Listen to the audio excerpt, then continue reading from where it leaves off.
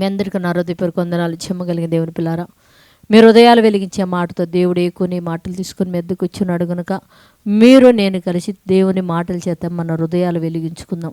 వెలిగించబోయే ముందు రాత్రి కాలం నుంచి మిమ్మల్ని, మీ కుటుంబాన్ని, మమ్మల్ని, సంఘాన్ని, భూమి మీద ఉన్న ప్రతి బిడ్డని జ్ఞాపకం చేసుకుని ఊపిరిని జీవాన్ని ఇచ్చిన దేవునికి మన ప్రభు అయిన యేసుక్రీస్తు వారి నామంలో శిరస్సు వంచి వందనాలు తెలియచేసుకుంటూ, ఈరోజు దేవుడు ఏ మాటలు చేతే మన హృదయాలు వెలిగించాలనుకుంటున్నాడు ఒకసారి మనం చూడగలిగితే దేవుని పిల్లరా, యెషయా గ్రంథం 53:11 ఒక మాట రాయబడింది. దేవుని పిల్లడా, అతడు అనుభవ జ్ఞానము చేత అనేకులు నిర్దోషులుగా చేయును. అంటే మహానుభావుడంటే యేసుక్రీస్తు. అనుభవ జ్ఞానం అంటే అనుభోగించడం అంటాడు దేవుని పిల్లరా. అనుభవ జ్ఞానము చేతంటే అనేక మందిని నిర్దోషులుగా చేసి నిజజీవానికి చేర్చగలిగిన సామర్థ్యత ఎవరి దగ్గర ఉందంటే మహానుభావుడైన యేసుక్రీస్తు వారి దగ్గర ఉంది దేవుని పిల్లరా.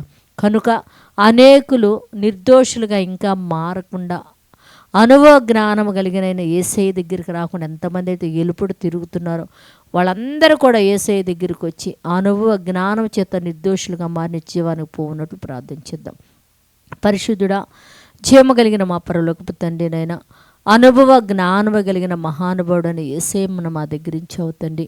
ఆయన ద్వారా ఆయన అనుభవ జ్ఞానము చేత అనేకుల మంది నిర్దోషులుగా భూమి మీద ఉన్న నీ పిల్లలందరినీ మార్చినట్టు తండ్రి, ప్రతి ఒక్కళ్ళు కూడా యేసయ్య పరిశుద్ధ నామంలో నా తండ్రి విశ్వాసం ఉంచి రక్షణ పొంది నిత్య జీవానికి రావటానికి యేసయ్య పాదాల దగ్గరికి భూమి మీద ఉన్న ప్రతి బిడ్డ వచ్చినట్లు సహాయం అనుగ్రహించమని అడుగుతూ తండ్రి, ఈ మాటలు చూస్తున్న ప్రతి కుటుంబంలో మంచి ఆరోగ్యం నెమ్మదిని దయచి తండ్రి.